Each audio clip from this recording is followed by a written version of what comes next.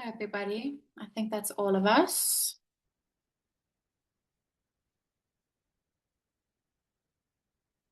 How's everybody doing this evening?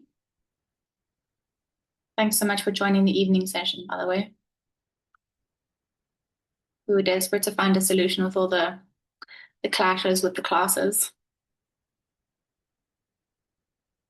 Okay, I'm noticing a lot of familiar names pop up. So a lot of you actually did the SPSS training with me. Do you guys want to share how the SPSS test went? The ones who did the training, out of curiosity. It was good. It was better than I thought, but I did one mistake with the average variable. Yeah, so that's annoying, but the rest was good. Okay, that's good to know. Because a lot of you are repeat students from SPSS, I am going to be repeating some of the stuff that I taught for SPSS because it's still foundational to the stats course. So I'm not going to spend a long time on it, but like I need to go through the measures of central tendency again and all that stuff. So yeah, just bear with me while we do that. But today we're going to focus a lot more on theory and on hand calculation. So how to work your way through a formula, what common mistakes to avoid, that sort of thing. So the way I'm going to break it down is for the first hour and 20 minutes or so, we're going to look at like your levels of measurement, your measures of central tendency, your measures of variability. And then after the break, we're going to go deep into your Pearson's R, like your bivariate statistics theory.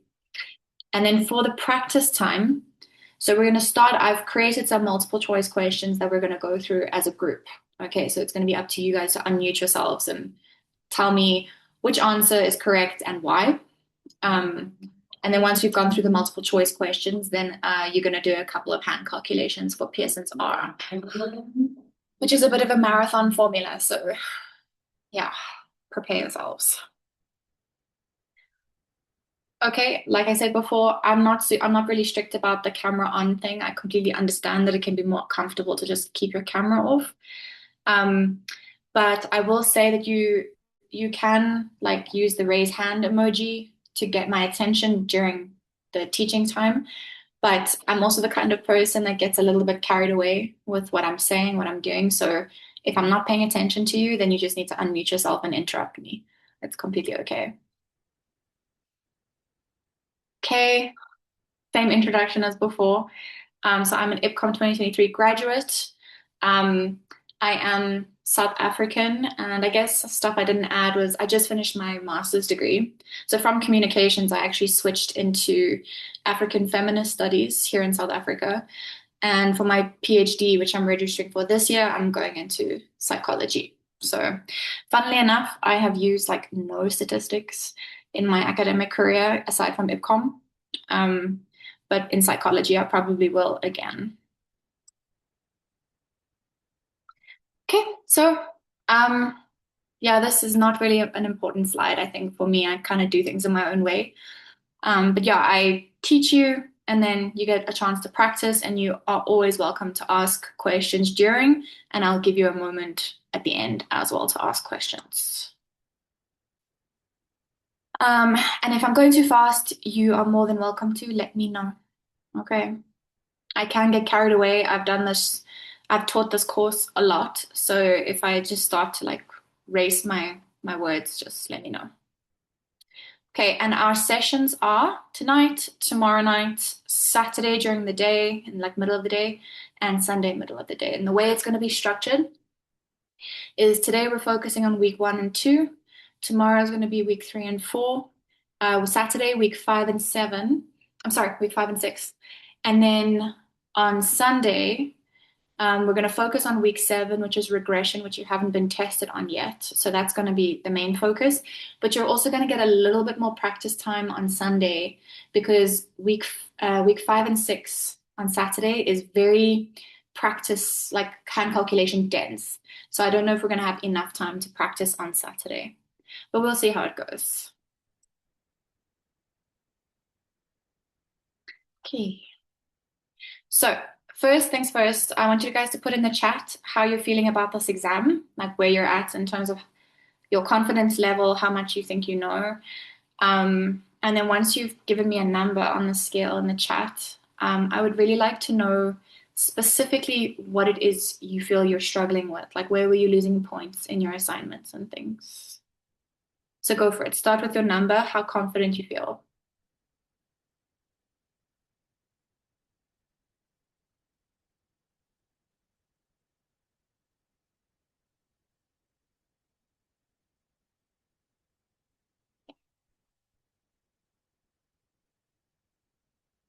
4, 6.5, 5, 6. Okay. All right. 4 for hand calculations. Okay. So yeah, now I've got a sense of where you guys are. You're kind of it's from the looks of it, basically you know that you might get close to passing, but you feel like you're borderline. Like you might pass, but you might also just dip under the pass mark. That's what it looks like. Which is not what you want. And specifically, can you guys just like put what you think you're really struggling with? So for the people who I did with the SPSS training, something that you should be a little bit better with now is being able to identify the question based on the procedure I gave you, but we're going to go through all that again. So we've got one that's hand calculations.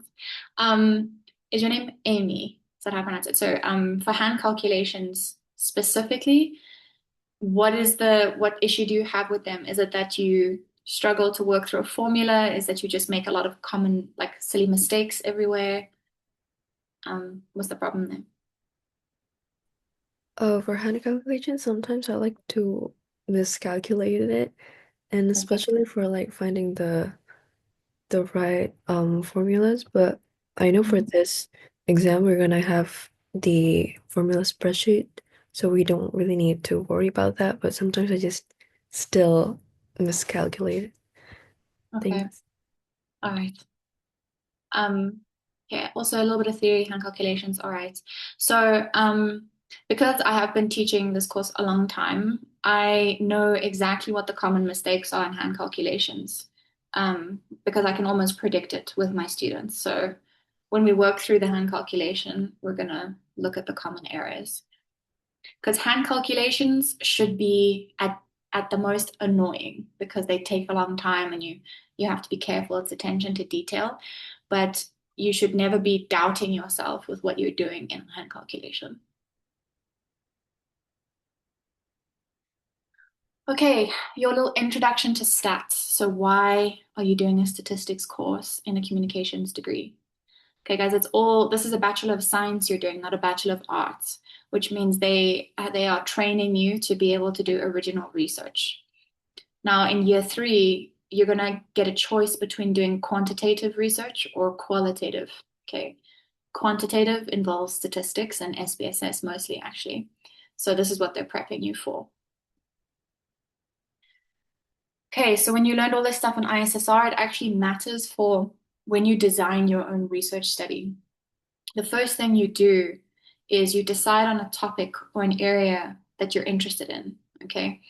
Then once you've decided on your topic, the next thing you do is you select your unit of analysis. So who or what exactly am I going to be analyzing or studying? So if you imagine that you design a survey, right, and you want people to respond to a survey, who are you sending the survey to? Who's going to be the respondent to your survey? That is the unit of analysis. Okay, it is the who or the what that's going to have information about them that you want. Okay. Then your variable is a characteristic of that unit of analysis. Okay, so if you're interested in Erasmus students, so you're going to send out a survey to Erasmus students, what about them do you want to know? I don't know if you guys still get the well-being survey from the university. But think about that. So they send it out to all Erasmus students. So you guys are the units of analysis and what variable they're interested in, your well-being, your mental health, okay, your happiness, your life satisfaction. Those are all variables, characteristics of Erasmus students. Okay, and when you are doing a research study or a particular analysis, you're either working with one variable, two variables, or more than two variables in a single analysis. Okay, so univariate, bivariate, and multivariate. The only time in this course that you use multivariate is when you do regression in week 7. Okay, because multivariate doesn't just mean, oh, you have multiple independents and multiple dependents. It's no, one dependent variable, and you happen to have more than one independent variable. And that would be a multiple regression. Everything else in this course is either bivariate or univariate. Okay, and your levels of measurement also from ISSR, so important to reading a question and knowing exactly what you need to do with it. Okay, often it comes down to the level of measurement, whether you're going to do this analysis or this analysis. So understanding them on a deep level is really important, on a really simple level as well. Like, even though if they ask you the specific question, what is this level of measurement and why?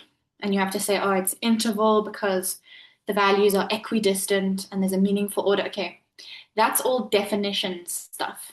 Okay, how I want you to understand levels of measurement is in a way that you could explain it to anybody in your own life. Okay, super important to understand in this course is descriptive versus inferential statistics. Okay, so I want you to come back to your original research study.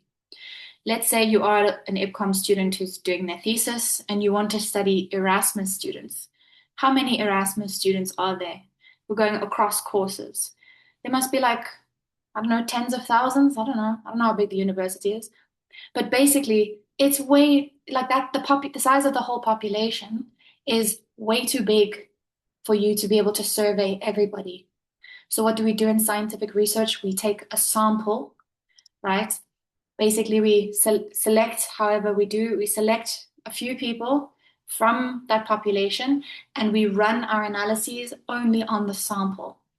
Okay, so only sample data.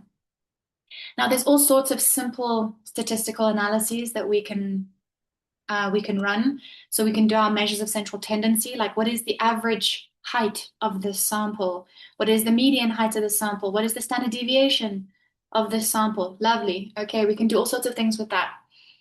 But the only time we can actually take sample data and start making generalizations about the entire population is when we go into inferential statistics. Okay, and that begins in week 4.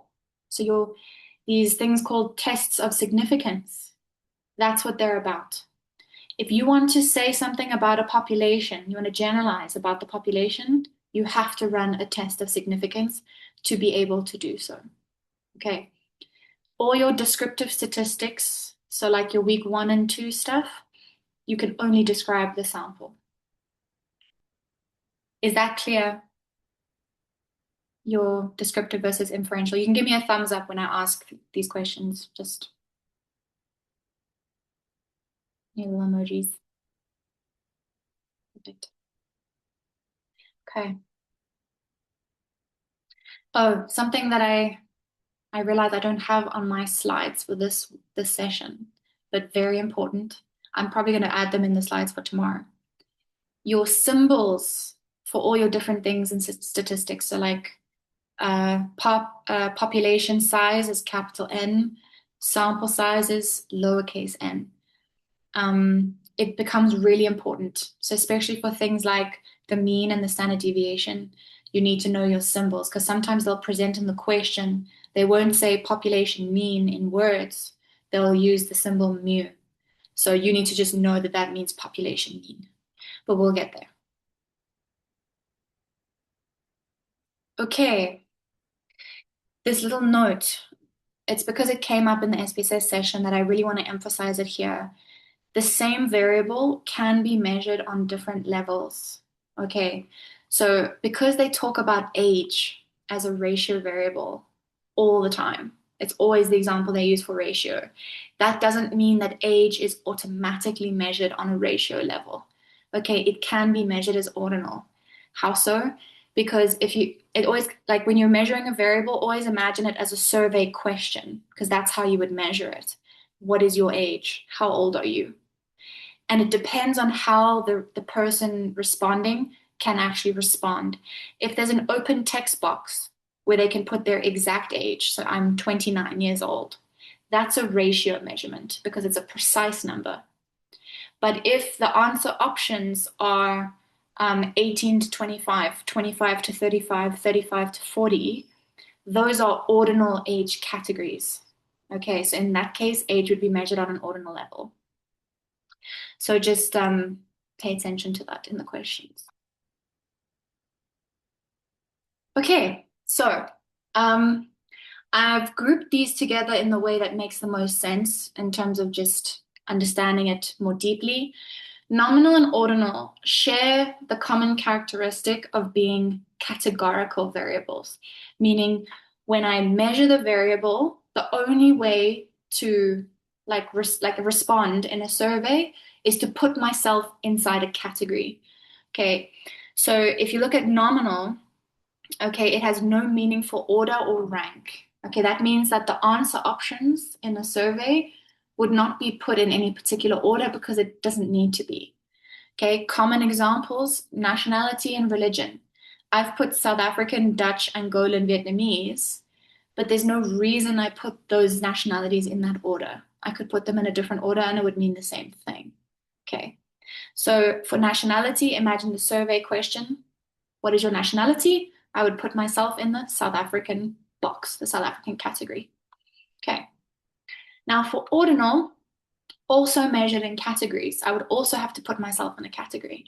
Okay, but this time there is a meaningful order to the categories. Okay, and a meaningful order can mean a numerical order because numbers range from lowest to highest. Chronological, which has to do with time. Frequency, which is like how often someone does something. So if we look at the examples, we've got the variable age, like I described. This has a meaningful order because it is numerical. So younger than 18 is going to come before 18 to 25 because it's going from youngest to oldest. If we look at the next variable, Netflix watching frequency. So how often do you watch Netflix? Never, sometimes, often, every day. So this one is going in an intuitive order in terms of frequency. So from never to every day.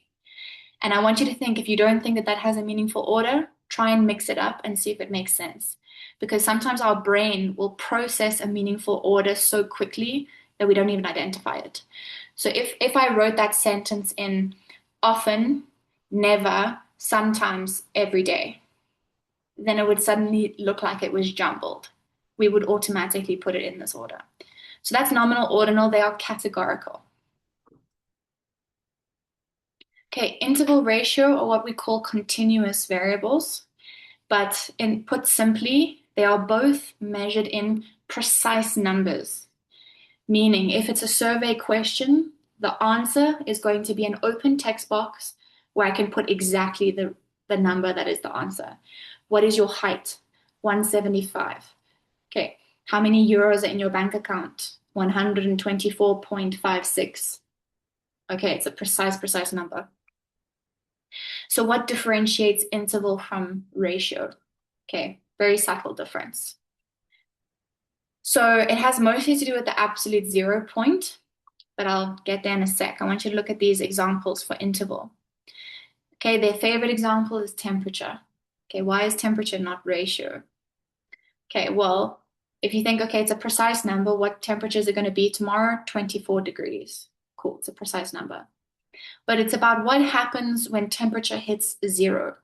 Okay, so when you have 0 degrees, does that mean that there's no temperature, like the temperature does not exist? Or does it just mean that it's low on the temperature scale and it's cold? The second one, right? Okay, that is the absolute 0 point that is mentioned in ratio. Okay, for ratio, when the variable hits 0, when it's measured at 0, that means that the variable is not in existence. Okay, so how many Great British pounds do I have in my bank account? I don't have any. I have 0 Great British pounds. That means that the pounds are not there. They do not exist. Okay, that is a ratio variable. Another interval example is, say you're measuring happiness and it's a score from 1 to 10. Okay, what makes that an interval and not a ratio variable? It has to do with the fact that the lowest possible value on this scale is 1. Okay, if 0 is not even possible, then it cannot be ratio. Okay, it has to be interval. Okay, and I think I've gone through the ratio examples. Yeah, does anyone have any questions about the levels of measurement?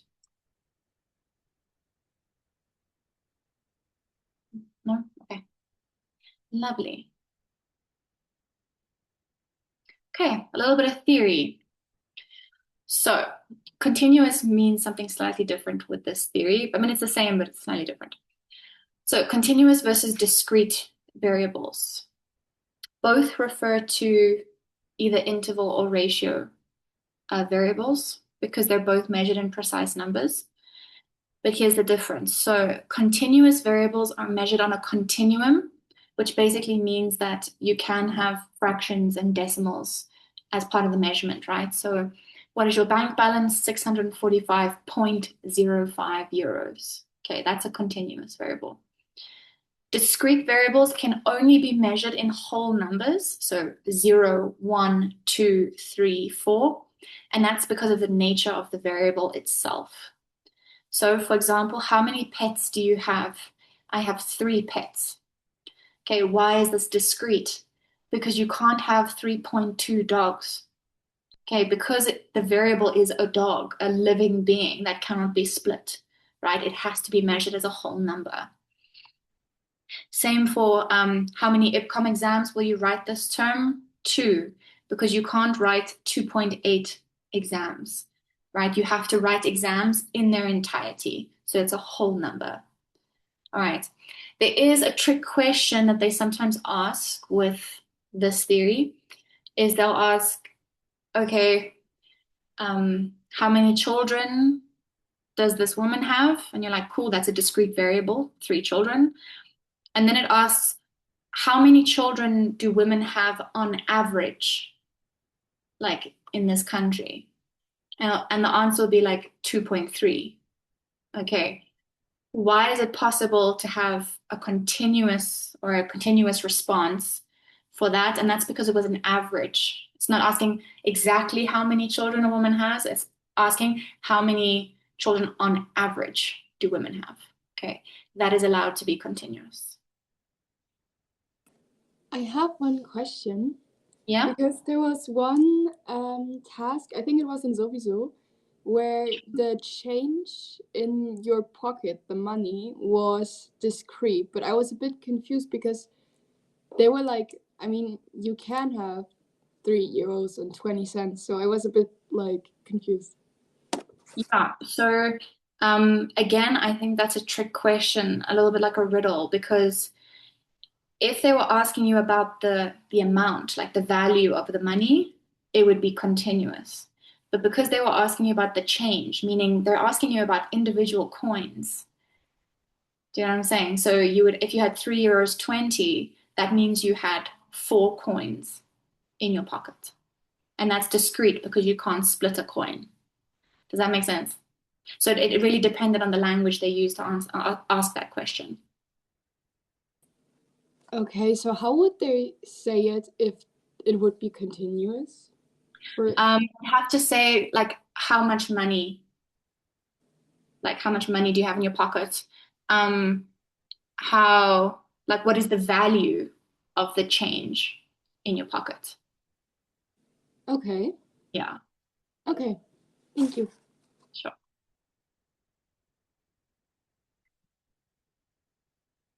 Okay, quickly, let's go through measures of central tendency. No need to linger. Okay, we start with our mean or our average. Okay, this may be like the easiest calculation in the world and the easiest thing to understand, but it is the most integral measure that runs throughout the course. So when you see the word mean and average, you need to really understand what you're dealing with. So your mean is only possible for interval ratio variables. Why is that the case? because you cannot add up categories and divide them by 5. Okay, you can't add up South African, Angolan, Vietnamese, divide by 3. You just can't do it. So you need precise numbers to be able to do this.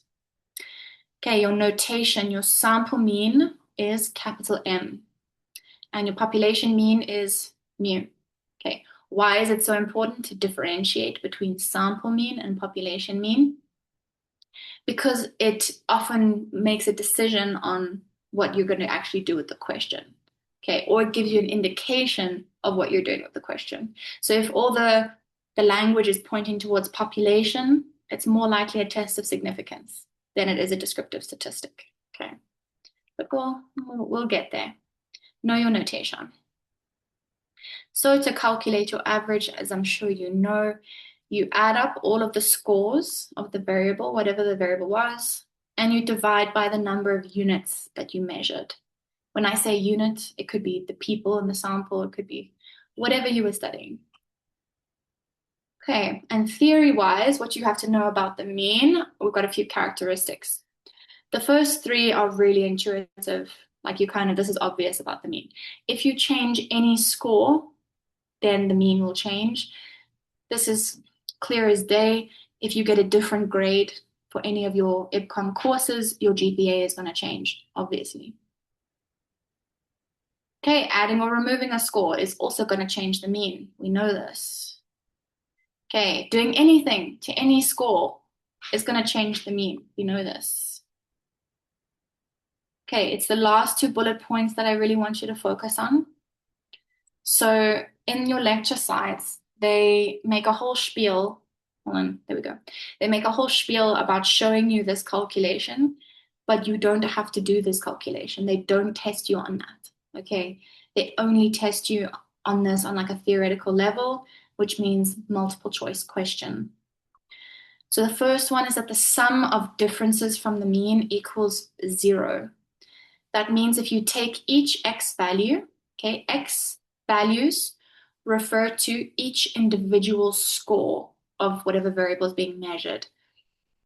So the first x value here would be 4, right?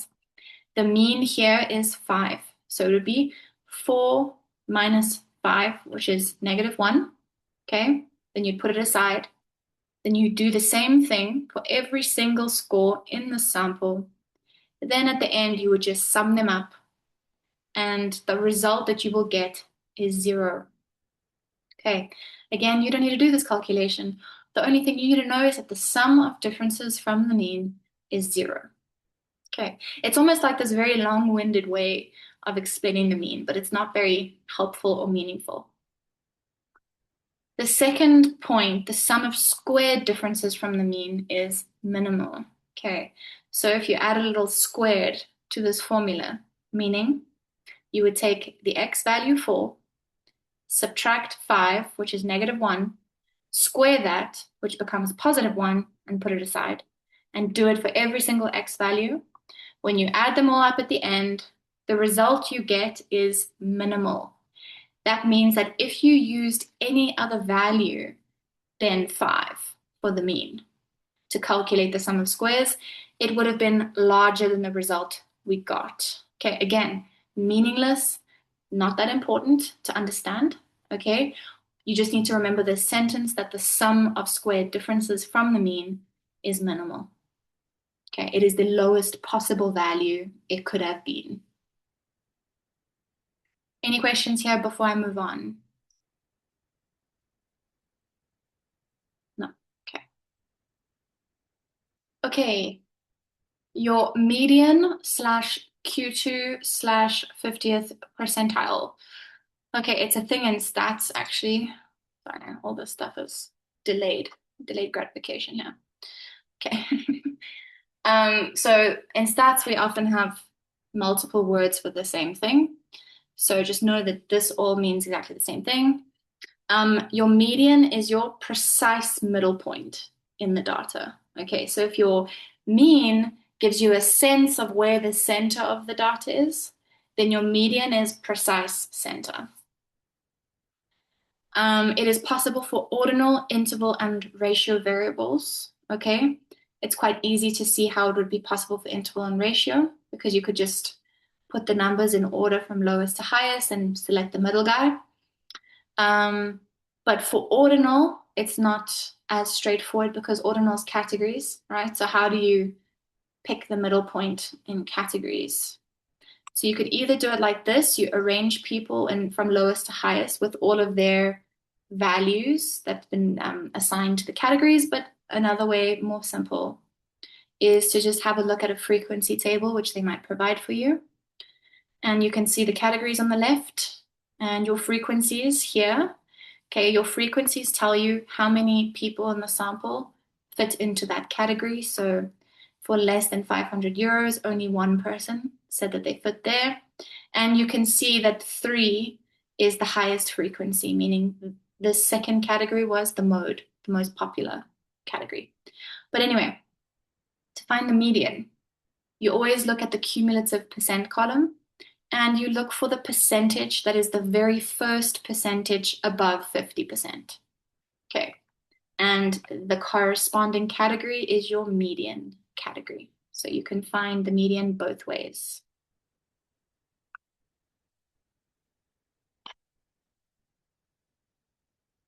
Okay, let's look at your outliers. Also a little bit of theory.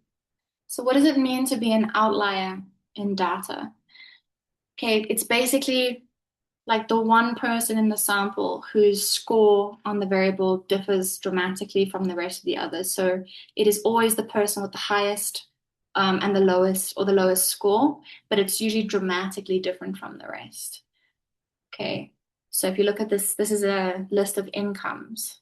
And you can see everyone is like fairly-ish in the same bracket, except this lady at the end who's just overachieving and earning 35,000 euros. Okay. Why is an outlier a problem in data? Okay, it's because it's going to skew the data. It's going to make something look true that's not true. Okay, because remember, when we're generalizing about a population, we are trying to make, literally general statements. We can't have an outlier making the data look different so that we get a different idea of what the general population is actually like. So, in terms of outliers, we always talk about, is a measure sensitive or not sensitive to an outlier? Sensitive means that it takes it into account in the calculation. So if we calculate the mean, right, we're going to add up all of those scores, including the outlier, and we're going to divide by the number of people. That's going to give us a mean of 4,900 euros. Now, the mean is supposed to represent the middle of the data, but 4,900 euros is higher than pretty much everybody except the outlier. So the mean is sensitive to the outlier, and that's a problem. Okay. In real research, we actually just delete outliers because they mess with the data so much. Okay, so the mean is sensitive.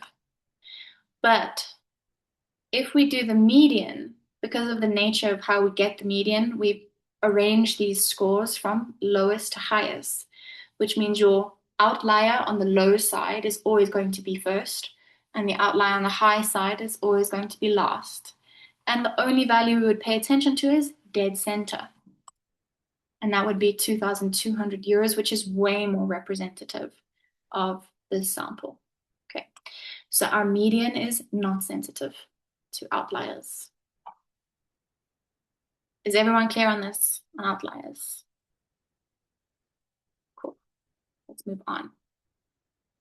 Okay, and our lovely mode, very simple, very easy. So our mode is literally just the most common score or the category with the highest frequency. Okay, so this is visible through SPSS output in multiple ways. Either it says mode, this number, or this category. But if you look here at the frequency column, these are game genres. Just by looking at the frequencies, you can see which is the highest frequency, and that's action with 402. Okay, so the mode would be action games. You can see that here. Alternatively, you can also read it on a bar chart. The bar with the highest, like the tallest bar, is always going to be your mode, so you could see action is the tallest. Oh, and I didn't put this in the slide for some reason. But, oh no, I did. It's possible for all levels of measurement because it's simple. Okay. Okay, so your measures of central tendency, your mean, median, and mode, they are what form what we call the normal distribution. Okay, so it's this bell curve graph. And what the bell curve shows is that where majority of the data is sitting, which should be around the center. Okay. So as we get into more rare scores or like outliers, for example, we're going to be moving out into the tails. You can see most of the data is concentrated here. And as we move into the tails, it becomes more like outliers or rare numbers. And in a perfectly normal distribution, our mean, median, and mode are exactly the same number. Okay. But in most cases, we don't have a perfect normal distribution. We do work with skewed distributions. Okay, a skewed distribution just means that the mean is slightly left or right of the median. So if you look at this light blue dotted line here, okay, that is when the mean has shifted to the left. Okay, that's called a negatively skewed distribution. You can see that the tail of the distribution is longer on the left-hand side of the peak. Okay, so think long on the left, mean has shifted to the left, negatively skewed. And the same thing's true for the right-hand side, which is this light blue line. Okay, mean has shifted to the right, and that is a positively skewed distribution. Okay, the possibility of being tested on this is just all multiple choice. Nothing else they could ask you. Cool, your measures of variability. So some people, we've already discussed this in the SPSS training, but for anyone who's new, like you haven't been with us before, why does this sentence make very little sense?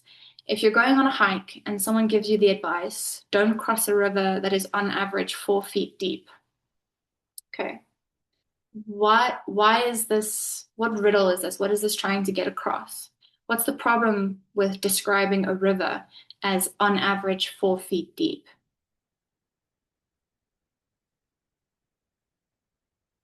Anyone want to try? That's new.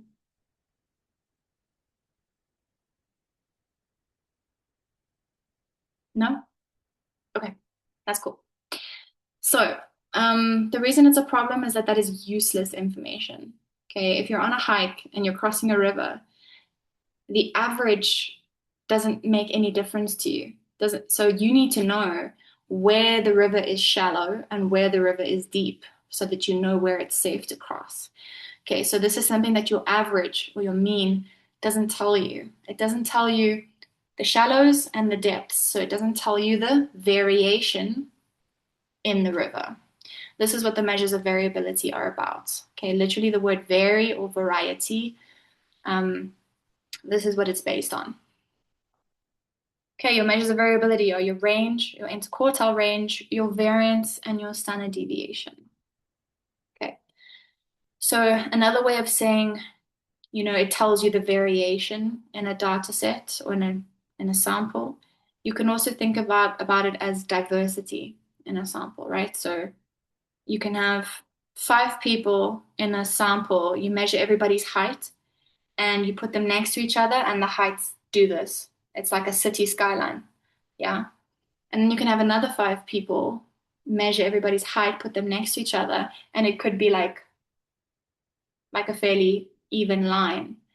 But the average of the 2 groups could be exactly the same number, but only one of the groups has more like dispersion or diversity, and that would indicate higher variability. Okay, your range, very, very easy, simple.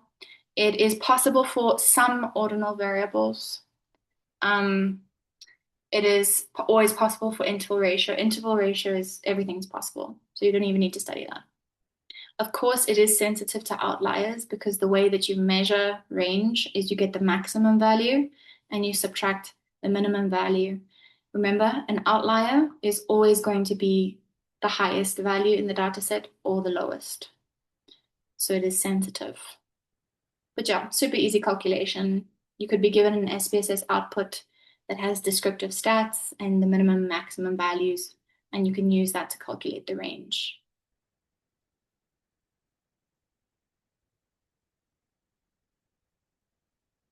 Okay, so your interquartile range, really not that helpful, in my opinion. It is not sensitive to outliers, and the reason is because you don't work with minimum maximum. You organize your data from lowest to highest, so your outliers are always on the far ends, and you work with your quartiles instead of minimum maximum. So you look at Q3 and you subtract Q1. What this actually looks like.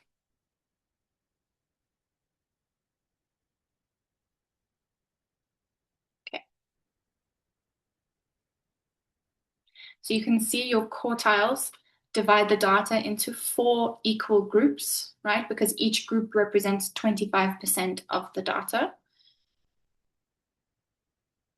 Okay, so this is 0 to 25%, 25 to 50%, 50 to 75, and 75 to 100. Okay, so your Q1 is your 25th percentile, your Q3 is your 75th, and as you can see in SPSS on the left, they are represented by their percentiles.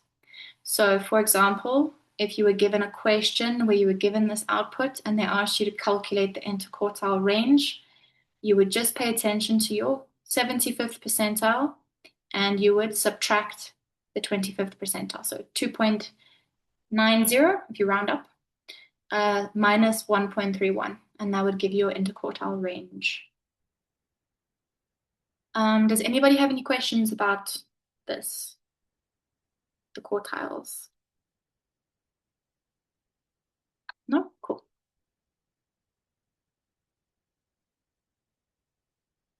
Oh, one more thing I did actually want to say about the quartiles. So you'll notice if you count how many incomes there are here. So 1, 2, 3, 4, 5, 6, 7, 8, 9, 10, 11, 12, 13. Okay. Whenever you have an odd number of scores for a variable, your median is going to be a precise number. So the median is like conveniently 2,200, because below that is 6 incomes, and above that is also 6 incomes. 1, 2, 3, yeah. Okay. So that's if there's an odd number of values. If there's an even number of values, like there is for like the quarters here, so if we only look at the first half, we've got 6 incomes, and the middle point is actually between 2 incomes, and it ends up being 1550. So to get that, you just need to add them together and divide by 2. So get an average of the 2. That's the only thing. Okay, your variance. I'm not going to spend any time on the variance forever. So we do not interpret the variance, okay? So you're not going to get a number for variance and be asked to interpret it, because you can't. It's not a standardized value, which means we don't have any guideline or anything to help us interpret it. Like, with Pearson's R, we have guidelines to be able to interpret what it means. We don't have that for variance. Okay. The variance formula, they show it to you, but you don't really use it except inside of the standard deviation formula. Okay. Sample formula, population formula, they're exactly the same formula. Okay, it doesn't matter if it's sample or population data. The formula is the same. The only thing that's different are your symbols to indicate whether you're dealing with sample or population data. So you can hear capital M for sample mean versus mu for population mean. S squared, okay, so that's actually standard deviation squared, versus sigma squared, population standard deviation squared. Okay. And that's it for variance. We'll get to it theoretically in later weeks when it actually starts to matter for the one sample t-test and the ANOVA. Okay, a little bit of formula work. So if you ask someone that just struggles with formulas and what steps to do them, you always start with brackets. Okay, so this x minus m squared, and when I say brackets, I include the squared. Okay, I think I put it on the side. There we go. You always start with what's inside brackets, and if you have something like x minus m, you need to do that for every single x value before you move on from the brackets. So if we start with x is 4, so x minus m, -1, square that, it becomes +1. Then we go about it again, and we do it for every single x value until we've completed it, the x minus m squared for every single one, and then we can apply the sum sign. Okay, you add them all up, and you end up with 42. Okay, n minus 1, n is sample size. Okay, there are 10 units in this sample. 10 minus 1, put in your calculator, and you get your variance. So I need you to pay attention in formulas to where the sum sign is placed. Okay, so do you see here in this formula, the sum sign is right next to the brackets, and it's sitting on top of the fraction. That means that after you finish with the brackets, the very next thing you do is sum sign. And then once you've done sum sign, you can divide by n minus 1. Whereas when we get to the chi-square formula, the sum sign is not there. The sum sign is actually on the side of the fraction, and that changes when you actually do the sum. Okay. Does anyone have any questions about going about a formula like this? No? Good. Lovely. Okay, if the mean is the most important measure throughout this course, and the standard deviation is the second most important measure. Okay, we can do a lot with the standard deviation. We base a lot of it. A lot of the inferential stats are based on this. So the standard deviation is an approximate measure of the average distance to the mean. What does that even mean? Okay, I want you to think of 5 people in a sample, and we're measuring their height. Our average height is 170. Person number 1 has a height of 167. Okay, how much have they deviated from the mean? By 3 centimeters. Second person is 180. Okay, they've deviated from the mean by 10 centimeters. And you basically look at that deviation for every single person. How different are they from the mean? And then when you create a kind of average out of all of those little deviations, you get the standard deviation. Okay, so it's basically saying on average, how are people deviating from the mean in the sample? And if you think about it like that, it's showing you how dispersed or how variable the data is. Are people sitting quite close to the mean or sitting quite far away from it? Okay. And because it is standardized, it can be interpreted according to guidelines, meaning there are certain things about the standard deviation that are always true. Okay, you can always interpret it in a certain way. And as you may have put together already, the standard deviation is just the square root of the variance formula. Okay, so they never ask us to calculate variance, but they ask us to calculate standard deviation, which is just a square root added on top of it. Now, guys, when people calculate their standard deviations, this is the most common error that I see. Don't forget your square root. A lot of people will do the inside of the square root correctly, no issues, but then they will forget the square root. So please, as a belief, find a way to remember that. Okay, and this is what is always true for your standard deviation. Okay, this image. So do you see these 3 percentages? These percentages are always true, no matter your numbers, no matter your data, whatever you're measuring, don't care, they're always true. So if your mean in this scenario is 12 and your standard deviation is 4, okay, so your first one standard deviation on either side of the mean, okay, so if you see 12 plus 4 is 16, 12 minus 4 is 8. Okay, 68% of your data will fall within 1 standard deviation of the mean every single time. Okay. Then, second percentage, 95%, will fall within 2 standard deviations of the mean, and 99.7 will fall within 3 standard deviations of the mean. And what's left, 0.3%, they exist in the tails, which means they are probably like outliers. Okay, people who don't fit the general pattern of the sample. Does anyone have any questions on this? No? Okay.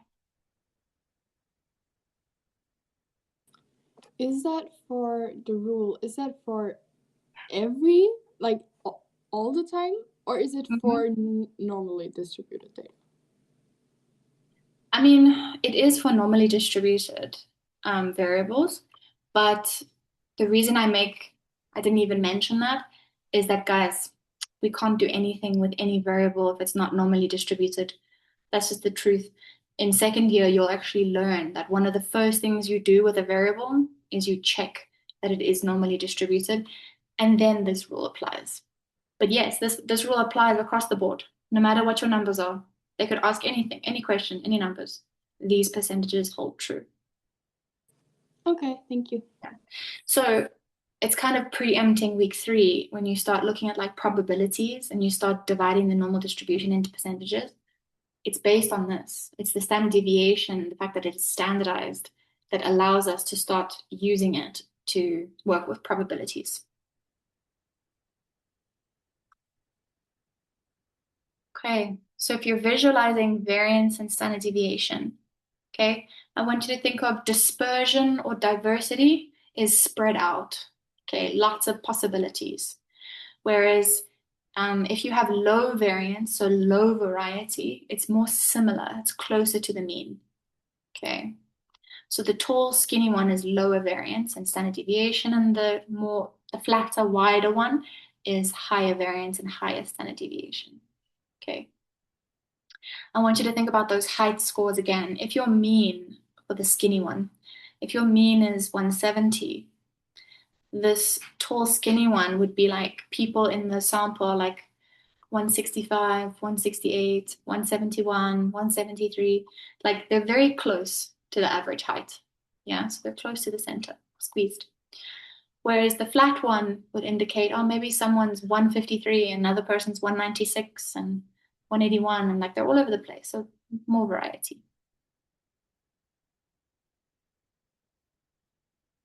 Okay, so looking at these two graphs, I want you to remember that a bar graph is literally just like a bar version of the normal distribution. So if you draw a curved line over the top of the bars, that is your normal distribution. Okay. Which one of these bar charts do you think shows higher variance and standard deviation? And which one do you think has the higher mean?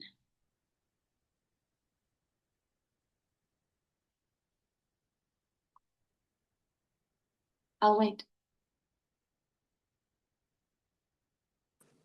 So I would have a guess for the variance that the one for Portugal has a bigger variance because it's more spread out. Exactly. So that's exactly how you would explain it in plain English, by the way, if they asked you a question like that. It's literally because you can see that the data is more spread out, it's more dispersed. Okay. Whereas if you look on the right-hand side, all the data is actually quite concentrated in the same area, right? So that would be some more similar to the average, which indicates lower variance. And why the Norway one would also indicate a higher mean is because most of the data is not only concentrated on the same side, but you can see in terms of the values, it's concentrated on the higher end of the scale, which just means that the mean it produces is going to be higher. Okay. Does that make sense to everybody? Can you give me a thumbs up?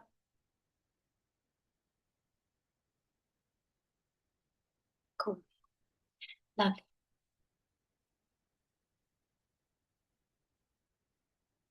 Okay, so just a little recap. They love to ask what are the relevant measures of central tendency and variability for whatever variable.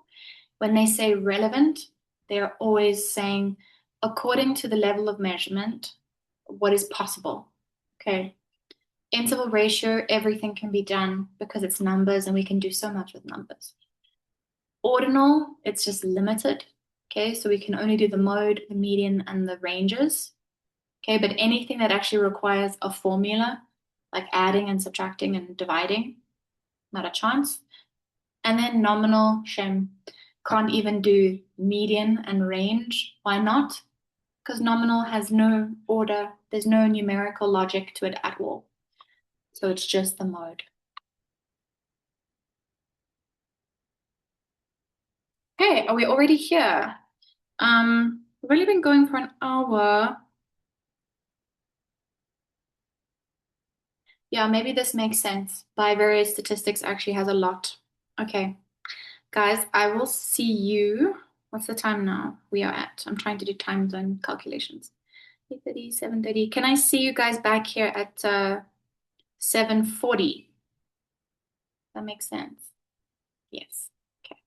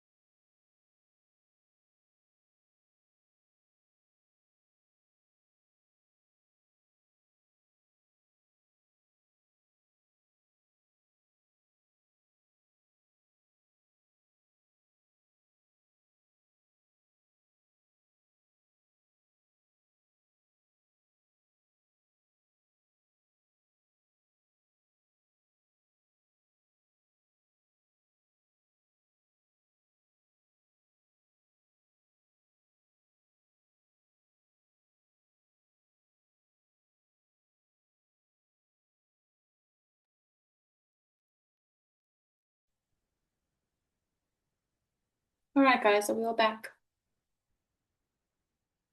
Let's continue.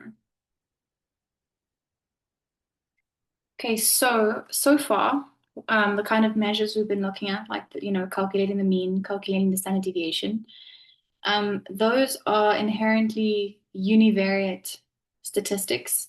And the reason they're univariate is because you can only do them for one variable at a time, right? You can only calculate the mean of one variable at a time. Same thing for standard deviation.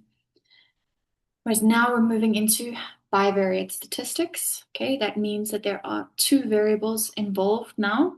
And whenever there's two variables involved in a single analysis, we're always looking at what kind of connection they have with each other. Okay, so is it a cause and effect relationship? Is it a correlation? Like things like that. Okay, understanding what exactly the connection is between them or what we're testing is key to knowing what question, like what formula you have to use, what test of significance you have to use. Okay. Okay. So if you have two variables, one of them has to be independent and the other one is dependent. Okay, so how do you know which is which? Think of your independent variable as like your stronger variable. So it is the one that impacts the other. Okay, if you're ever unsure, always ask yourself going both ways. So like, can this variable affect this one? Or does this variable affect that one? Okay, whichever variable is doing the affecting, the impacting, that's your independent variable. Okay, as soon as we get into bivariate statistics, causality comes into play. So cause and effect is researchers' favorite relationship between variables to prove. To say that X causes Y is unparalleled. So there are three preconditions for saying that there is a cause and effect relationship between two variables. The first thing is empirical evidence. Okay, empirical means that the numbers need to say so, which means you do a Pearson's R or you do a regression analysis and the numbers say yes, there is a cause and effect relationship here. That's first thing. Second thing is the temporal sequence. So temporal refers to time. If X causes Y, or if X causes a change in Y, X inherently had to come before Y. Okay, so if X and Y are measured at the exact same time, well, then you can't prove which one came first. Okay. And then the last thing is that it has to be supported by reason and theory. So it has to be logical, that there's a cause and effect relationship, and it has to be supported by previous research or previous theory on the topic. Okay, so you can have a situation where your empirical evidence is in place and even your temporal sequence is in place, but reasonably, logically, something cannot hold up. Okay. You'll see this actually when you do your own original research, that before you even do your like the survey and the analyses, you actually have to establish what other research and what theory already says. And then your research has to follow on logically from that.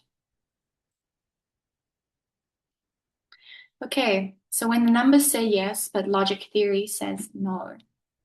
So we have two situations where this happens. So the first one is a confound variable. Okay, this is when you have two variables that statistically, so the numbers say that they have a correlation or they have a relationship or one affects the other. Okay, and you're like, cool, but that doesn't really make sense. So if you look at this example, the size of feet affecting reading skills, like logically, we all know that feet have nothing to do with reading ability. So we're like, cool, what's going on there? In this situation, there is a third variable that affects both of them. So it affects size of feet and it affects reading skills, and that is age. So it's a third variable that comes into play that actually explains why there is a relationship there and why the numbers would see that there's a relationship there. And this third variable is called the confound variable. Now, something that's very different is a spurious relationship. Okay. When two variables statistically have a strong correlation or relationship or cause and effect, but there's no logical or reasonable explanation for it. So there's also no third variable that can come in. If you look at this example, and they're looking at the correlation between age of Miss America and murders by steam, hot vapors, and hot objects. And it shows a strong correlation between these two variables. But there's no possibility, there's like nothing that can actually explain this correlation. So you would just label it spurious and move on with your life. So what we want from our correlations is non-spuriousness. Okay. Any questions about these things? I was a bit confused about like. Okay, and when there's a bit of an issue with the temporality. Oh, Julia, yes. Oh, I'm sorry. Go for it. was just so the confounding variable, where's the difference with the interaction effect? Oh, okay, yes. So the interaction effect, trying to think how best to explain it to you. In a way, the confound variable is not supposed to be there. So what the confound variable situation shows you is that size of feet is not the variable you should be using as your IV. It's saying that age is the better variable to be using, whereas an interaction effect is an interaction between two variables that produces a particular effect. So, okay, this is probably my favorite example for this, for interaction effect. So, have you heard of like intersectional feminism, right? Where you don't just look at someone's gender, you also look at other identity categories that produce a particular effect in terms of their experience of society. So if you are a Black woman, okay, that means you're not only experiencing, like gender discrimination, you're also experiencing racial discrimination, but you don't experience them in an isolated way, right? Basically, these two variables, so like race and gender, they interact to produce a particular effect on something. That's more of an interaction effect, where in this case, we're not looking at the size of feet plus age working together to produce a particular effect on reading skills. Does that answer your question? Yes, thank you. Sure.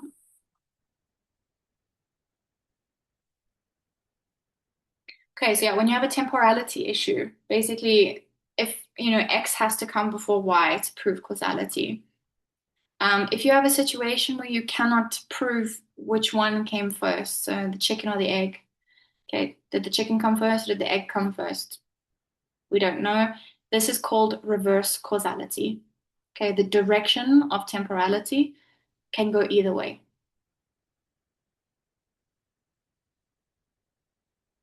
Okay, and finally onto our Pearson's R. Okay, these are actually in your week 3 lecture slides, but it doesn't make sense to put them there. So for Pearson's R, we have 3 assumptions, which basically makes Pearson's R work. The first thing is that this is a linear relationship, okay? Linear obviously comes from the word line, means it's on a graph, it looks like a line if you put it through the dots. But what that means is that it's a very simple dynamic between X and Y, where X increases and then Y either increases or decreases. And that's the only possibility that that relationship could be. Okay, one of them increases, the other one increases or decreases. So it doesn't change, it goes on for forever, it's just a straight line or a straight line going down. Okay, the second thing is homoscedasticity. Took me a long time to be able to say that. So the image on the left, on the right hand side, that image is not what we want from a scatter plot. This is actually an example of heteroscedasticity. So what that means is that if you look at all the dots, do you see that the dots are kind of all close together in the first part of the graph? And then as they move into the second part of the graph, they start to spread out, okay, which means that the dots are not consistent in terms of how close they are together and how spread apart they are. So they're super close together and then they start spreading apart. So hetero literally means different. Okay, it's kind of like inconsistent. Homoscedasticity is what we want. We want it to be consistent, either all close together or all spread apart, but we don't want this chopping and changing. And then the third thing is normality. Your variables need to be normally distributed for Pearson's R to function, which is true for most of the analyses that we do.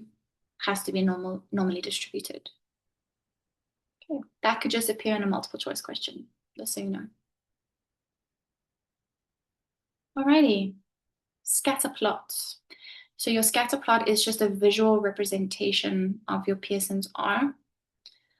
Okay, on your x-axis, so the horizontal axis is always your independent variable. Okay, your vertical axis, your y-axis, that is your dependent variable always. That is standard. Okay, and how do you read a scatter plot? Okay, so you're always reading a scatter plot going from left to right. And what you're trying to see is the data trending upwards or is it trending downwards? Okay, so looking at this graph, if you're looking at it from left to right, you can see that the data is slowly moving upwards. Okay, an upward trajectory, that means it's a positive relationship. Okay, that would be your direction. Yeah. And then your strength, you look at two different things. Now that you've established that it's positive, if you were to draw a line through the data, how steep would that line be? So the flatter the line, the closer to zero Pearson's R would be, and that would be very, very weak. Okay, so a flat line is weak. So you want, ideally for the graph, you'd like it to be a fairly steep line, straight up or straight down. Okay, that's your strength. You can also pay attention to how close the dots are together, right? If the homoscedasticity is better, meaning the dots are more consistently close together or spread apart, okay, that would also support the strength. Yeah.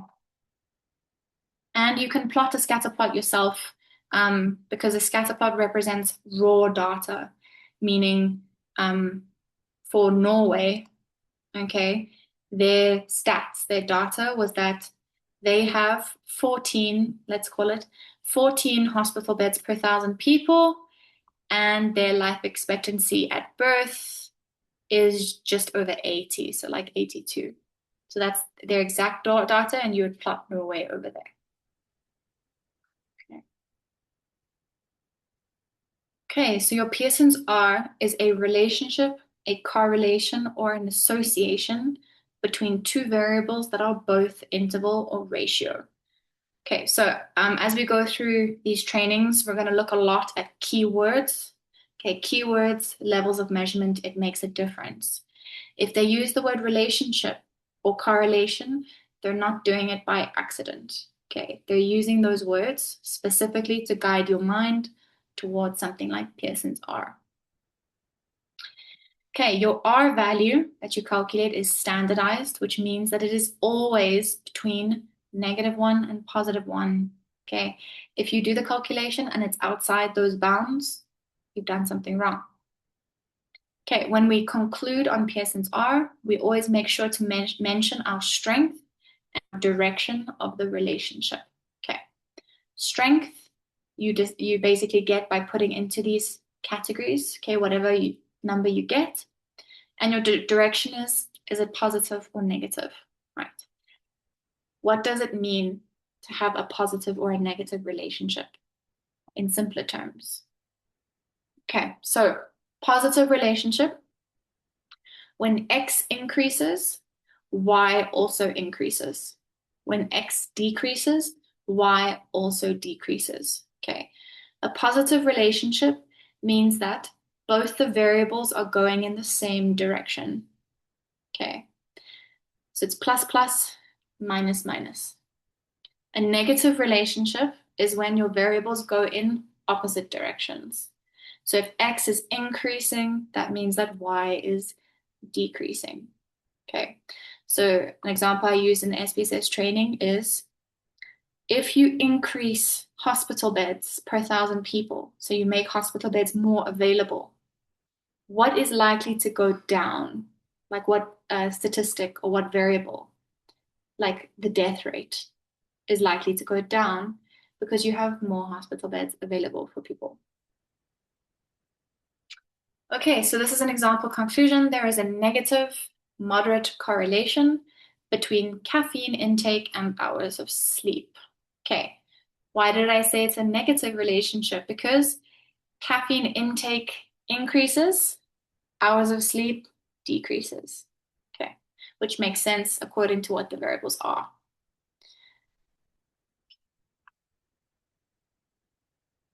Okay, now looking a little bit more specifically at direction. So establishing the direction of the relationship, and in the Pearson's R formula, that's represented by your covariance.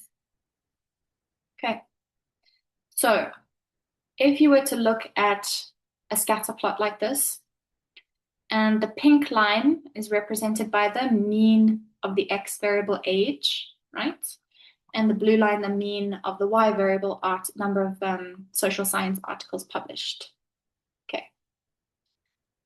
So do you see how this divides the scatter plot into 4 quadrants? Okay, so when you have dots in this quadrant and in this quadrant, so bottom left and top right, okay, that is a positive relationship.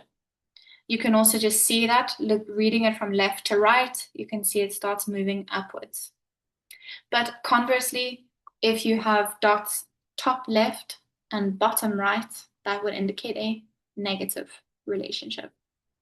Okay. And that's all you really need to know about it. Okay, so your covariance is quite hefty as a formula. Like I said, you always start with brackets, and that's including when brackets are multiplied together. Okay, so when you do x minus the mean of x, then you're holding on to that, and then you're doing the y, the corresponding y minus mean of y, and then you're multiplying them before you even contemplate doing the sum. Okay, so you finish up with all your brackets, then you sum them up, and then you divide by n minus 1. Okay, and that's your final Pearson's R formula. You can see your covariances on the top. Got to do this first. And then you've got your standard deviation of x and your standard deviation of y. So it's going to take ages to get through this calculation. Be prepared. Okay, so guys, I know everyone has their own way of dealing with a formula, especially the heftier ones. If you do struggle with formulas, if you make a lot of mistakes, things like that, I do recommend using a table like this, where you literally write out everything. It also means that you have all the numbers written in case you need to use them for a different formula. Like for example, x minus mean of x, that's going to be useful when you do the standard deviation of x. So you can just put in all those numbers. So especially for Pearson's R, please consider using a table.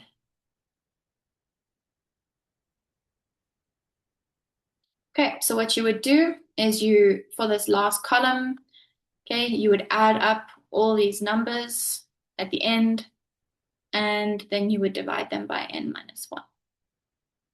Okay.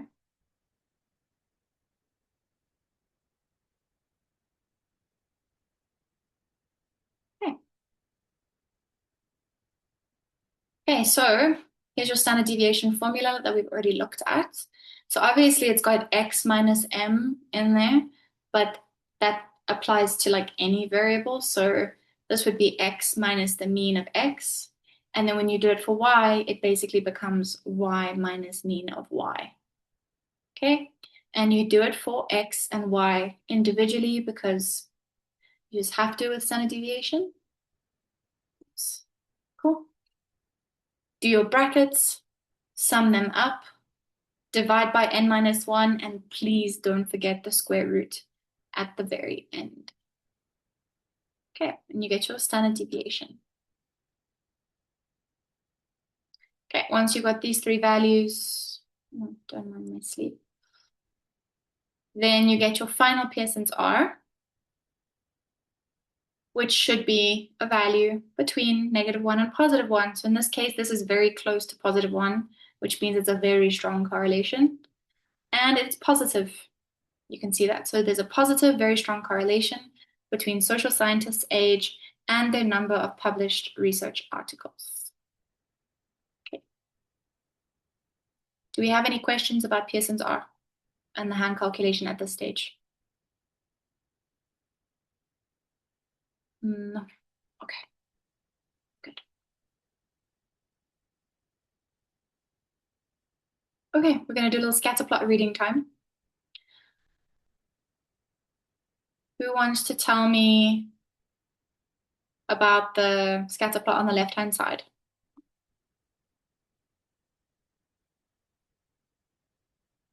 Tell me about the direction and the strength of it.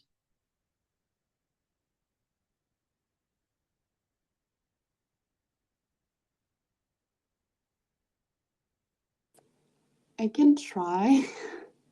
Go for it. So for the first, like for me, it looks really weird because I would say that it is gonna be a straight line. Since I'm thinking of like if we try to have a minimal distance to every point, I think it's straight. But I'm not. It does look pretty straight. Yeah. And if it's not straight, then it's slightly tilted upwards or downwards, right? Yes. Yeah. Okay. So what this means is that if it's a straight-ish line, it's just, you know that it's going to be very close to zero. Okay. And remember, the closer it is to zero, the weaker it is in terms of strength. So we can already see in terms of strength, this is going to be very weak. Okay. In terms of direction, because it's a little bit unclear, we don't really know if it's going to tilt downwards or upwards, or if it's going to be like completely flat.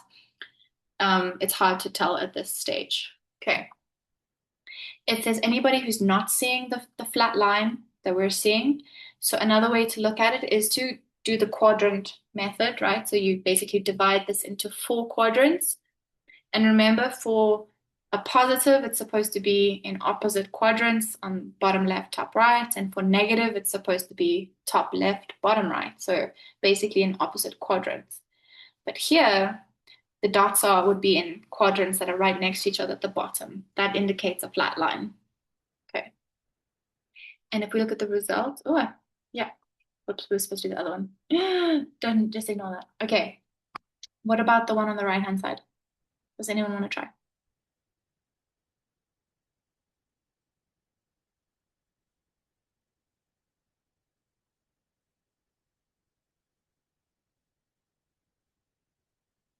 No?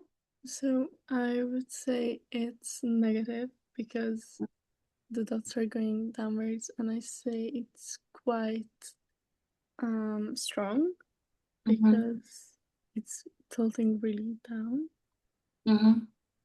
Right? Yeah, definitely negative.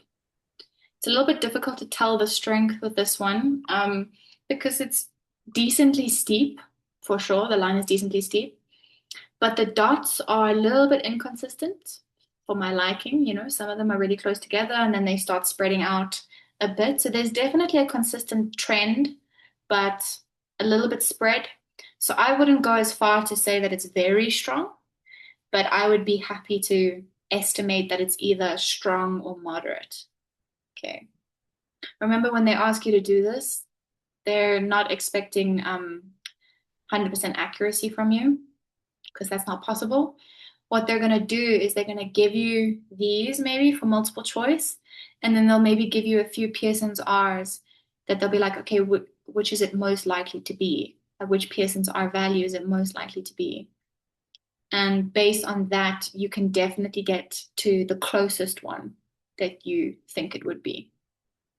Often the direction will also clue you in. Okay, if we look at the actual Pearson's R values. Okay, so the one on the left-hand side is definitely very close to 0.056. And it is negative, which means it's tilting slightly down, but very slightly.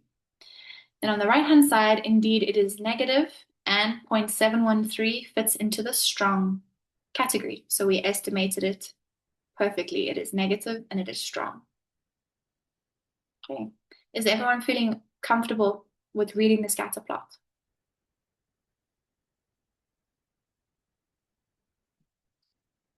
Lovely.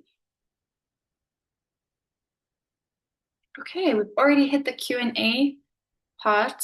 This is going to be a very practice-heavy session. Let's go. I've got some multiple choice questions for you. Any questions at this stage? Can be about anything. Also, any concerns you have about the exam?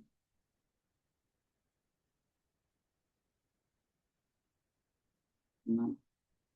What I can tell you about the exam, I know that they've probably already briefed you, but you're going to have a few open questions, and then you're going to have a bunch of multiple choice questions. The multiple choice questions will focus a lot on theory and SPSS interpretation. And your open questions are going to really milk the hand calculations. Okay, so they love to ask Pearson's R, so they will ask you to calculate Pearson's R.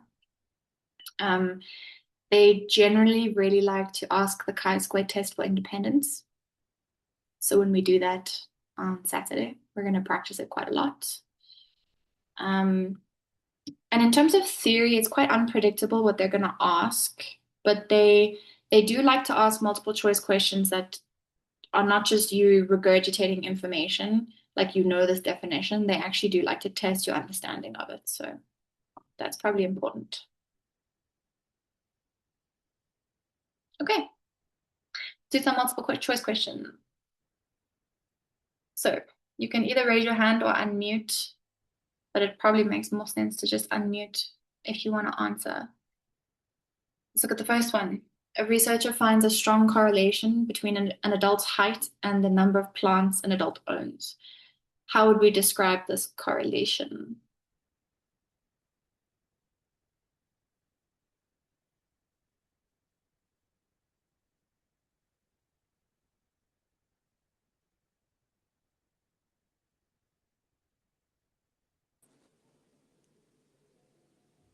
Maybe a spurious one? Okay, tell me why.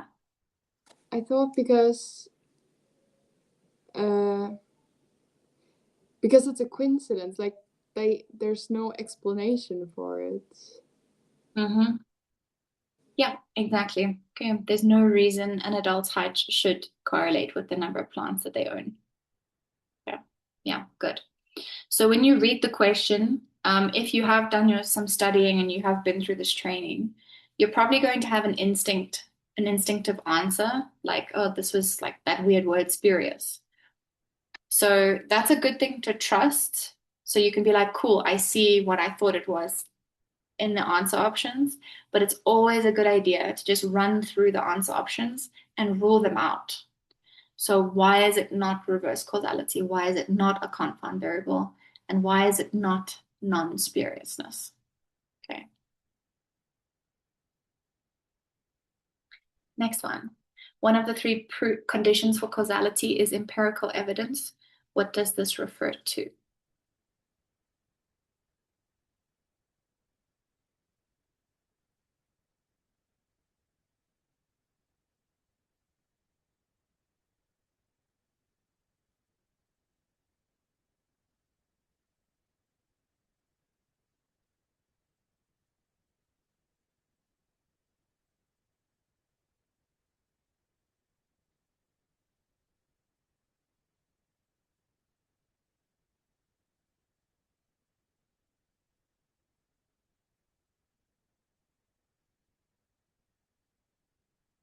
Does anyone want to try?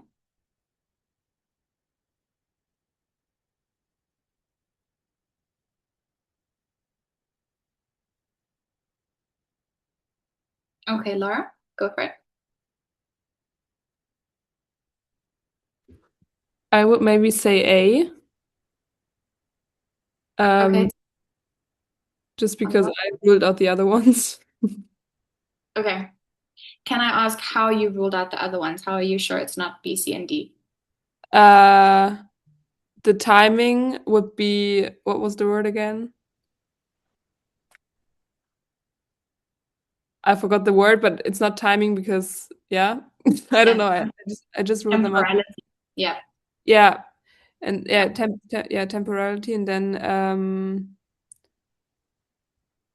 C just didn't make sense to me. I don't know, and then D I can't read right now. I don't know. For me, just A makes the most sense. That's why I picked A. Okay. Does anyone disagree? Okay. Does anyone remember my little informal definition of empirical evidence? I'm also, I don't know the answer, Mm-hmm. but I think like empirical evidence was something with that you have to see it in the numbers, but I don't know what exactly, like I don't get like what is really meant by that, I think. Okay. You're right. It is, you must see it in the numbers. That means that, let's say you run a regression analysis in SPSS, cool, and you look for your p-value, and your p-value is lower than alpha, Laka, it's significant. Okay. The numbers, you're reading a number, and that number is telling you there is an effect present. There is a significant effect present. That's what I mean by it must be present in the numbers. Okay, so when you actually analyze the data, when you do your calculations, when you run your tests of significance, the numbers say so. So the correct answer is actually C. The causal relationship must appear in the statistical analysis of the data. So statistical analysis is literally the analysis of the numbers. Okay, so empirical numbers, statistics. Okay, everything else, we already talked about B. B has to do with temporality. A, academic theory, that's actually the third precondition, which was reason and theory. Yeah, so academic theory is the theory part.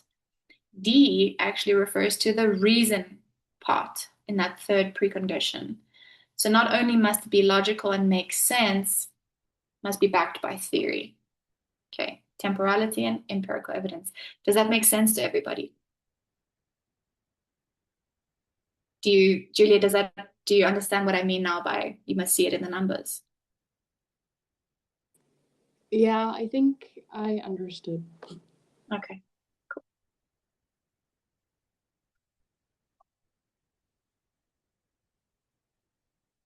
Okay, in inferential statistics, we use sample data to make generalized statements about populations. What do you think?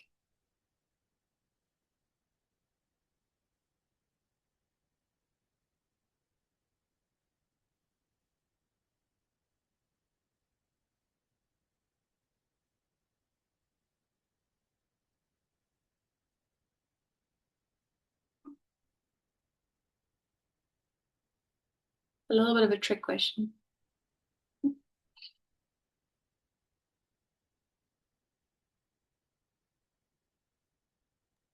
Is it true? It is true. Yeah. Can you tell me why?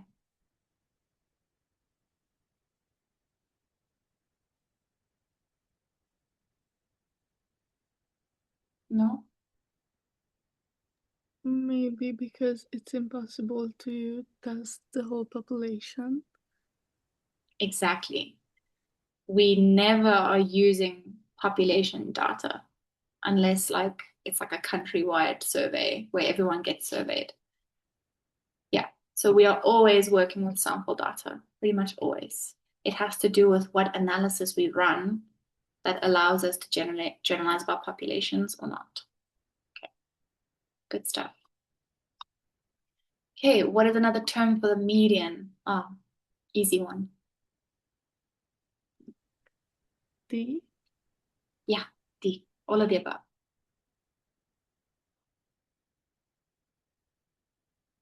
Okay, Which of these statements best describes the difference between descriptive and inferential statistics?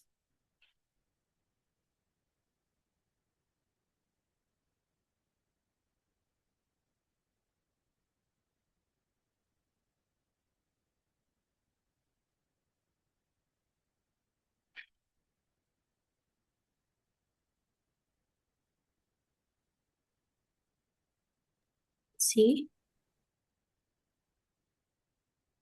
Okay. Anyone disagree?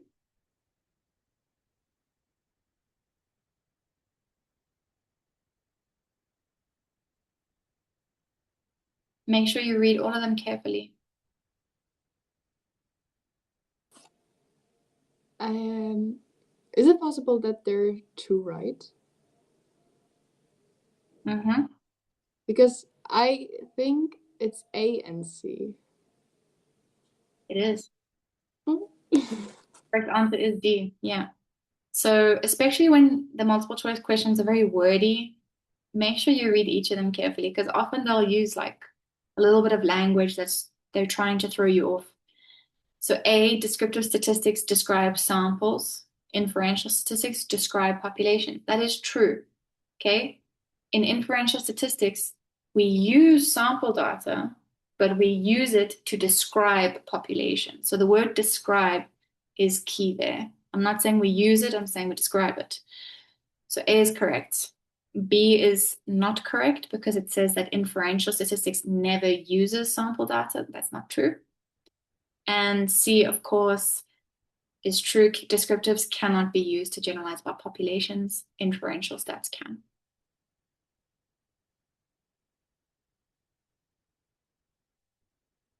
Okay, which of these characteristics of the mean is true?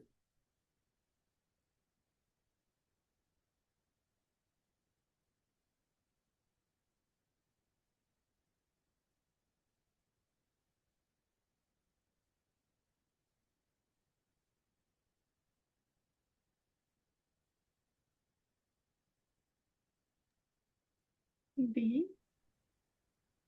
Pardon? Isn't it D? B is definitely true. But the correct answer is D. All of them are true. Yeah. So this is just, I put this question in here just to get you used to reading these two sentences in case they pop up. So the sum of differences from the mean is 0 and the sum of squared differences from the mean is minimal. Okay, you need to know that those are both characteristics of the mean. So D, all of the above. Okay, last two questions. What can we state about the standard deviation?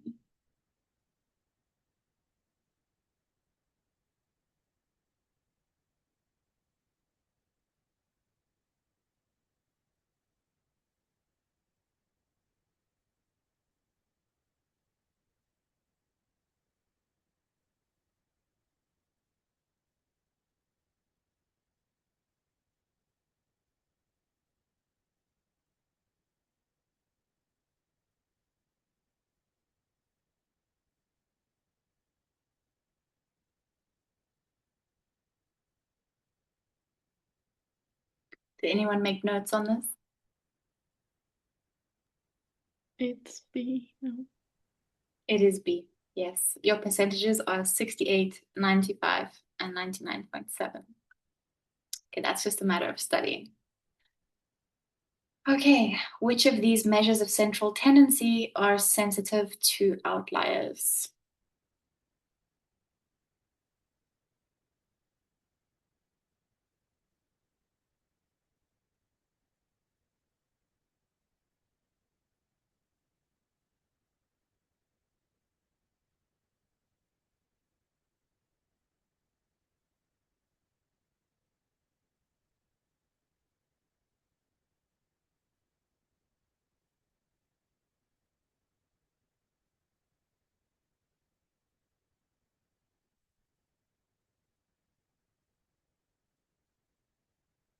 Who have we not heard from?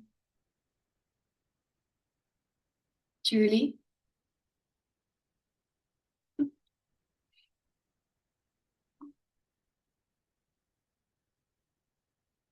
Anyone want to try this?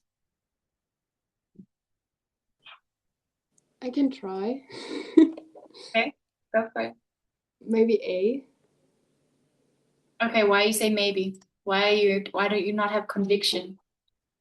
Because I remember you saying that the median is not sensitive. Mm-hmm. And I don't remember you saying that the mode is not sensitive, but I think it would make sense if it's not sensitive. That's why I think. Okay, yeah, good. So remember, when we say sensitive, we mean that it takes the outlier into account in its calculation, right? Or in finding that value. So the median is not sensitive because it always puts the outliers, first or last. And the mode has absolutely nothing to do with the outliers. The mode is not a calculation, and it finds the score or the category that has the highest frequency, which is never going to be the outlier. So yeah, it is correct. A, the mean is the only one that is sensitive to the outlier. Okay, time calculation time. So we've got a little bit of a longer practice session tonight, as it seems. So I'm gonna drill this hand calculation because I need you to get it. I need to get full points for this hand calculation. It's long and boring and tedious, but it's actually quite straightforward. And you need to get it right. So sleep researchers are interested in the relationship between the number of hours teenagers sleep and their reported memory retention. They select 5 teenagers to investigate, calculate, and interpret. Cool. So, I made this up, by the way, this question. We're going to do this question, and then I will give you the solution. And then if we have a bit more time, I want you to go back to your week 2 exercise and redo it. Okay. So get paper, pen, calculator, everything you need. And let's go. Do you need me to put the formula on screen? I realized I didn't put the formula anyway. There's multiple formulas. You've got the covariance, the standard deviation, and the final R value. So let me know what you need, maybe in the chat for now. Okay. I'm going to turn off my camera and mute myself, but I'm sitting right here. So if you get stuck or have a problem, just unmute yourself, say something, and I can help.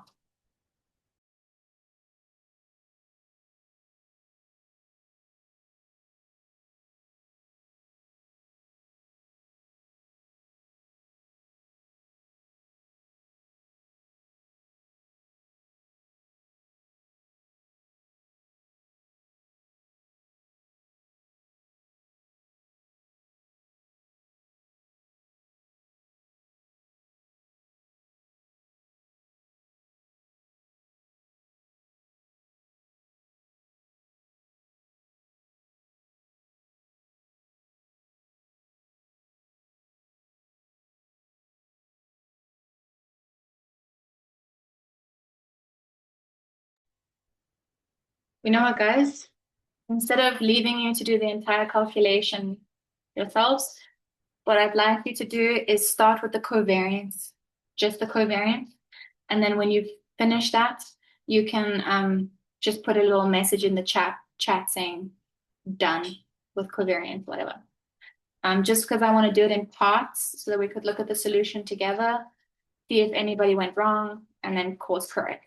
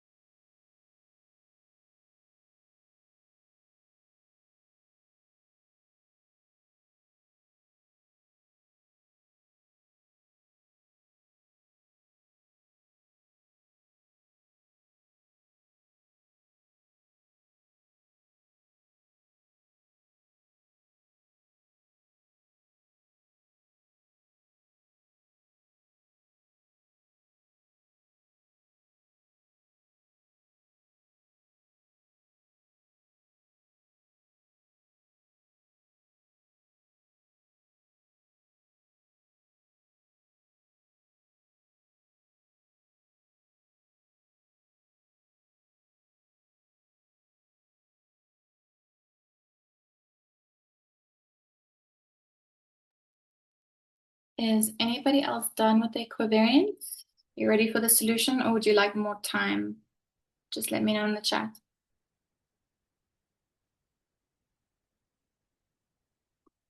Done. Nice. Okay. Okay. I'm feeling like it's solution time. So,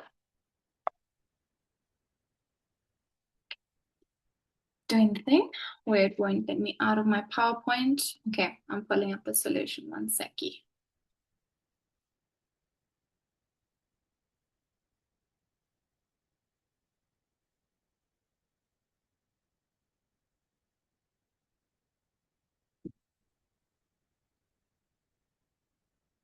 I should have put it in the slide, but I forgot. Whoops.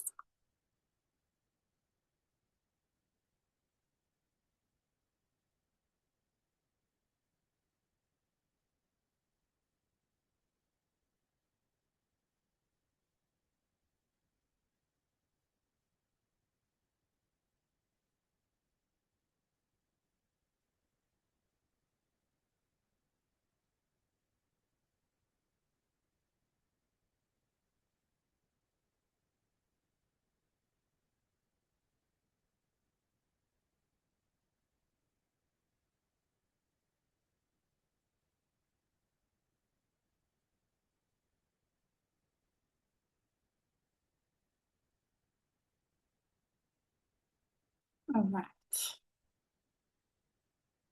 Let's go looking for the solution. That's not the right one.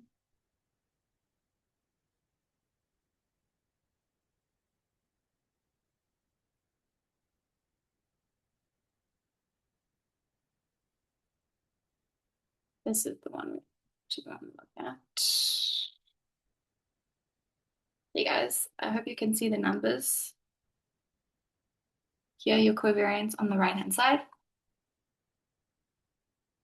So your final covariance should be 10.57. Did anybody not get that?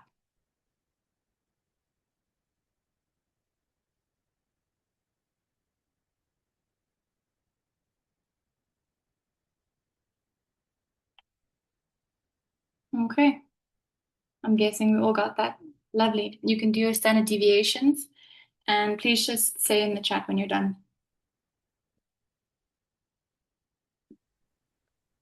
As I can see, like the final answer is 0.95, right? Oh, you finished with the full calculation? Yeah. Okay. Guys, you need to talk to me. We need to communicate here. Okay, if you've done the No, whole it's thing, okay, let me know. The final answer, yes, is 0.95. Did everybody get that? Give me a thumbs up if you got 0.95.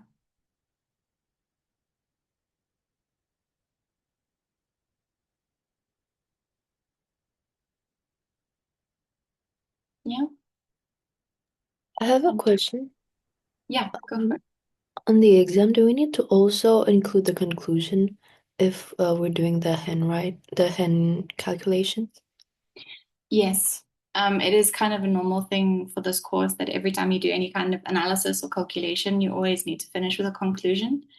Very likely, so you'll do like open question 4, 4.1, 4.2, and then 4.4, like the final one will always be state your conclusion in your own words. So yeah, you do always need one. And what's important for your conclusions is that you must name all your variables in the conclusion. Okay, so I don't want to see any independent or IV or something. You must actually name the variables. Make sure that you are describing what you've just done with the correct terminology, like the correct keywords. In this case, there's a positive, very strong correlation or relationship, okay, between the two variables. Notice in the conclusion I've written here that I say memory retention in the sample of teenagers.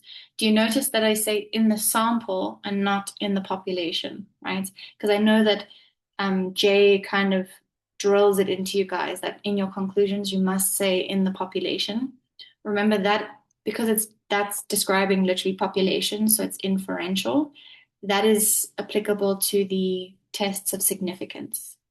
So basically week 4 onwards. Pearson's R is still a descriptive statistic, so we say in the sample, not in the population.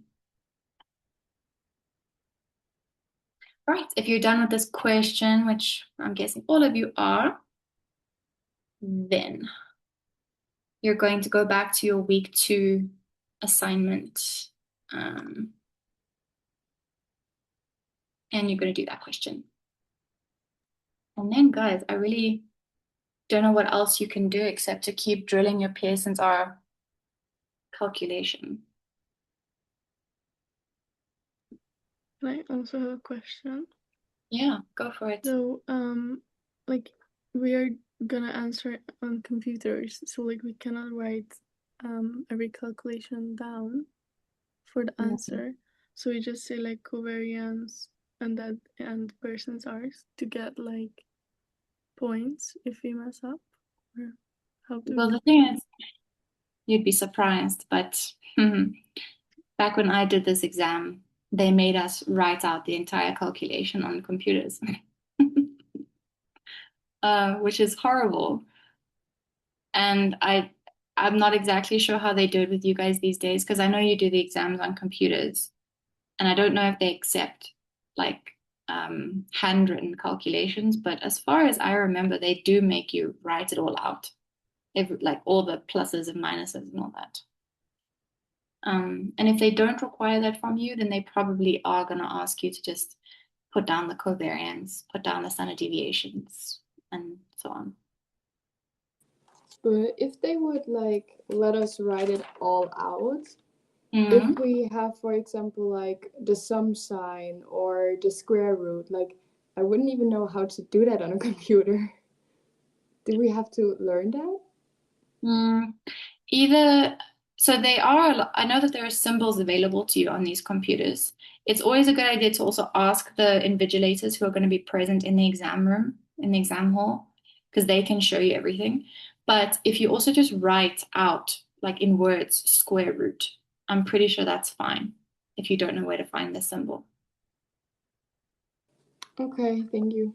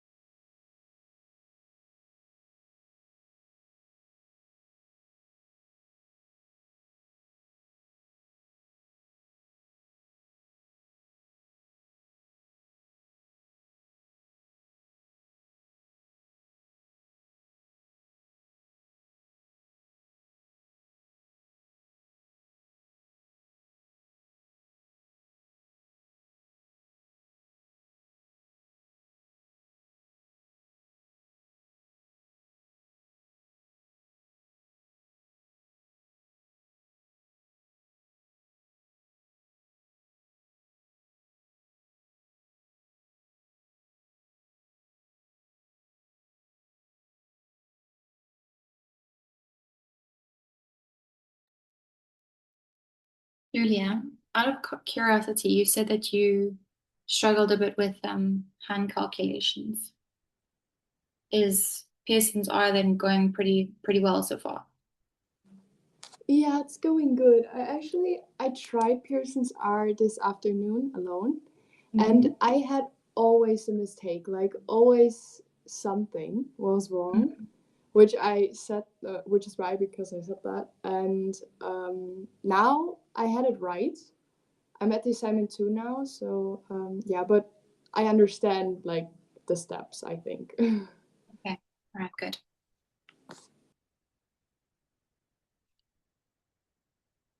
Guys, there's a good chance we're going to finish early today because I haven't prepped more for you today. But if that's the case, then I will speak to Benza and see if we can add on extra time to any of the other sessions, just so that, you still get your time with me. Okay.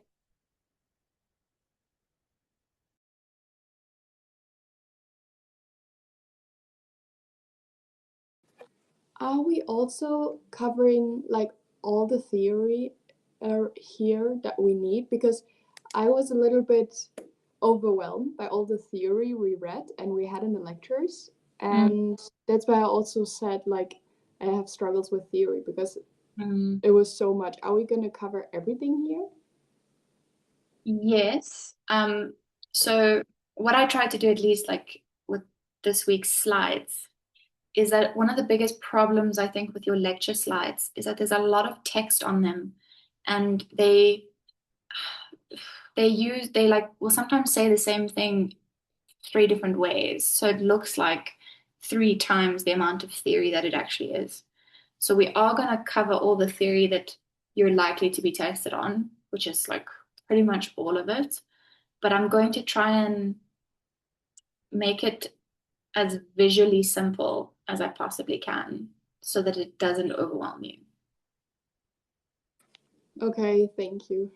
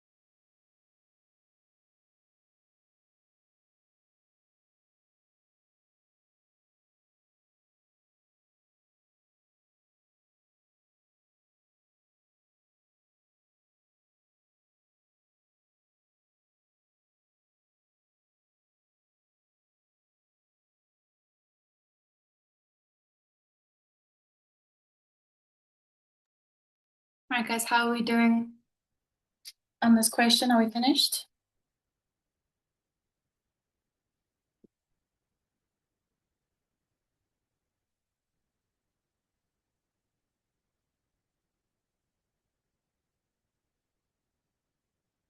Does anyone want to provide the solutions if we are finished?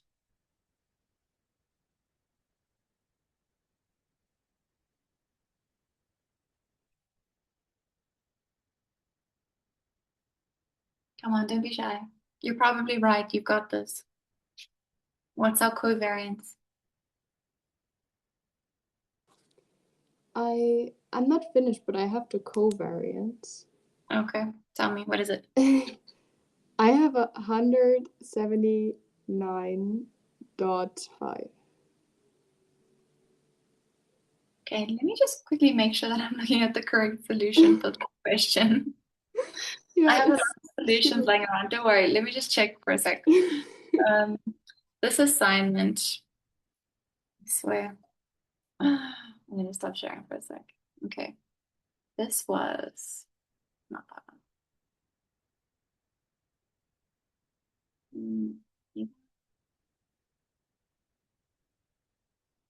Let me see if I have the same numbers.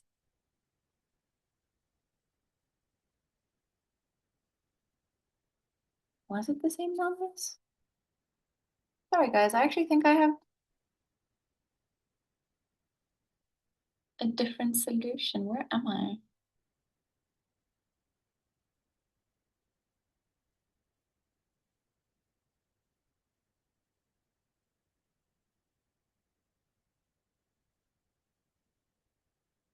Huh.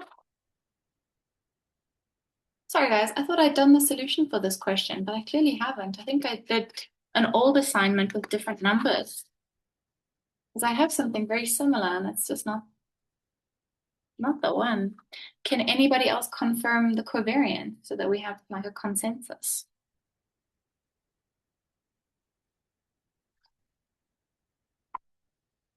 Do we want to put it all in the chat? What have we got for covariance? If not, I'm happy to do the calculation quickly. Oh, I definitely have different numbers.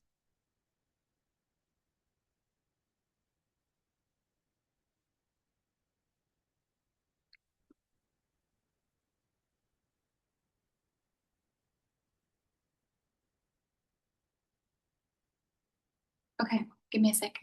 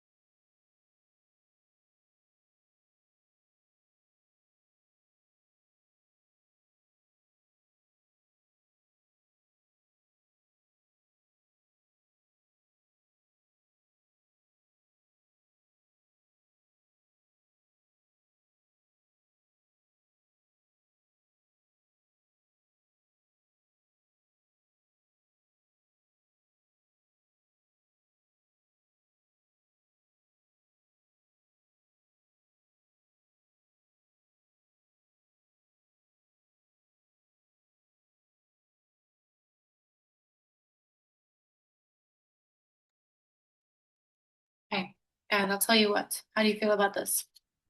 So I've asked Benza to add an extra 30 minutes to our Saturday session, so that we can finish this one a little bit early. And I will give you the solution to this tomorrow night. Is that okay? Give a thumbs up if you're good with that.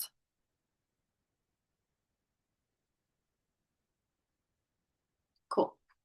Right. So I will see you guys tomorrow then at 6:30 p.m. Thanks for joining. Bye. Thank you. Bye. Bye, thanks. Cheers. Bye, thanks.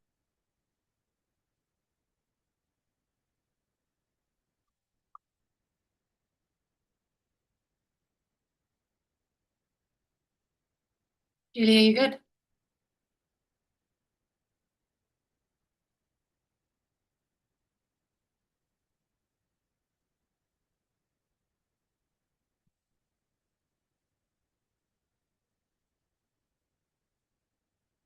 Julie, are you okay?